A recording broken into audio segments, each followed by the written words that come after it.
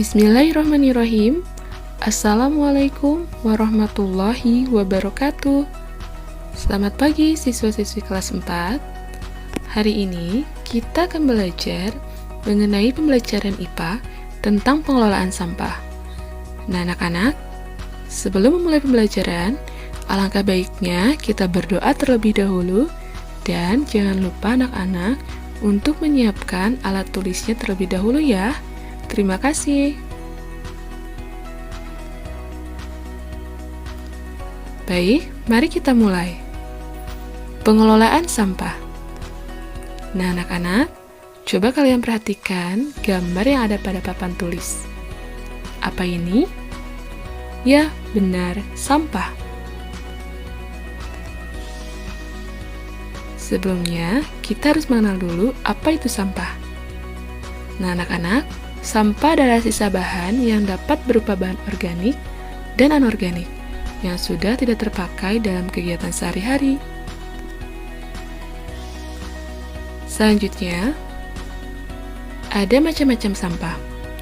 Sampah berdasarkan sifat fisik dan kimianya, sampah dapat digolongkan menjadi: yang pertama, sampah ada yang mudah membusuk, terdiri atas sampah organik, yaitu sayuran, sisa daging, daun, dan lain-lain. Yang kedua, sampah yang tidak mudah membusuk seperti plastik, kertas, karet, logam, sisa bahan bangunan lainnya, yaitu sampah anorganik. Nah, selanjutnya, yang ketiga yaitu sampah yang berupa debu ataupun abu. Dan yang keempat, sampah berbahaya atau B3 bagi kesehatan, seperti sampah yang berasal dari industri dan rumah sakit yang mengandung zat kimia dan penyakit yang berbahaya.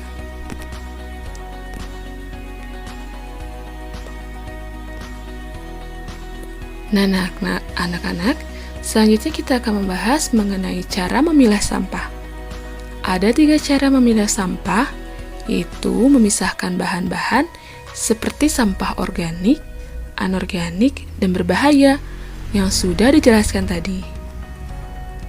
Nah, di Indonesia sendiri, pemilahan sampah dimulai dari tempat sampahnya sendiri, yaitu dengan memisahkan, dengan menandainya dengan warna-warna yang berbeda, seperti hijau untuk sampah organik, kuning untuk sampah anorganik, dan merah untuk sampah B3 atau berbahaya.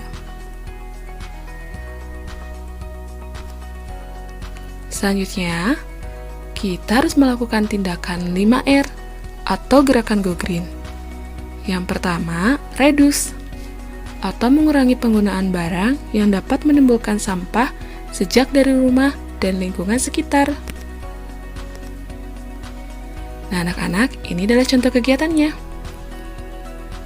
Yang pertama, kita bisa mengurangi penggunaan kantong plastik dengan membawa tas sendiri dari rumah. Lalu, belilah kemasan dalam ukuran besar sekaligus. Selain lebih murah, juga mengurangi sampah. Lalu, ada juga kurangi penggunaan popok kertas dan beralih ke popok kain.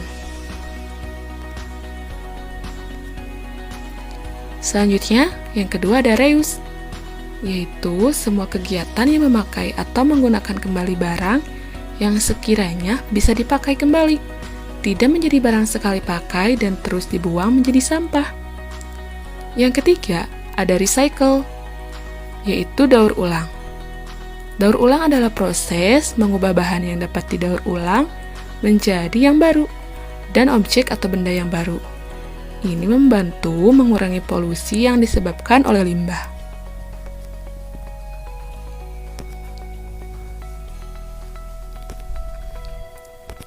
Nah, anak-anak, ini ada contoh reuse dan juga recycle. Salah satu dari contoh reuse, misalnya kita menggunakan kertas di kedua sisi, atau menyumbangkan barang-barang yang sudah tidak terpakai agar dapat digunakan kembali oleh orang yang masih membutuhkan.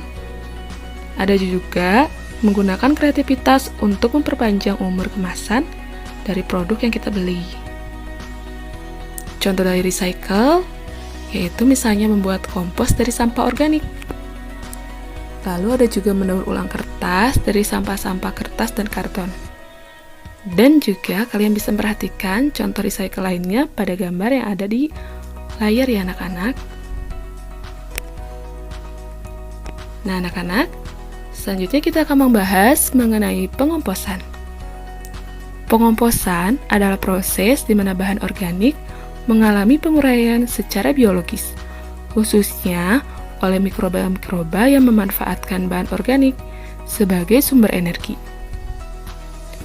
Kompos adalah bahan organik, sampah organik yang telah mengalami proses pelapukan karena adanya interaksi antara mikroorganisme, bakteri pembusuk yang bekerja di dalamnya. Nah, 5R yang keempat adalah replace.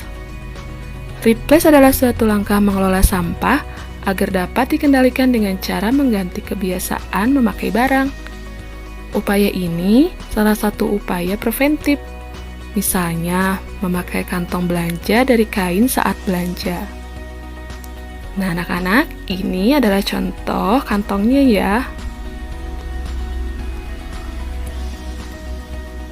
Nah, yang terakhir yang kelima, ada replant atau menanam kembali. Replant memiliki arti menanam kembali keadaan lingkungan yang kurang pepohonan. Nah, ini adalah contohnya. Di sini terlihat gambar anak-anak sedang menanam pohon kembali. Nah, anak-anak, mengapa sih kita harus mengelola sampah?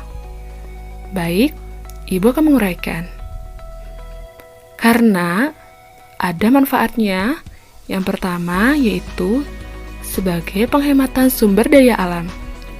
Yang kedua, penghematan energi. Yang ketiga, penghematan lahan tempat pembuangan sampah.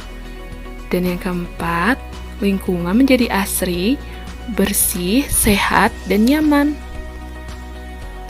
Nah anak-anak, selain itu juga agar tidak ada dampak lain, yaitu seperti longsor tumpukan sampah, sumber penyakit, pencemaran lingkungan, dan juga bencana banjir. Nah anak-anak, sekian pemaparan materi dari Ibu ya. Terima kasih telah menyimak dan mohon maaf apabila ada kesalahan dalam penyampaian materi. Wassalamualaikum warahmatullahi wabarakatuh. Semoga bermanfaat ya.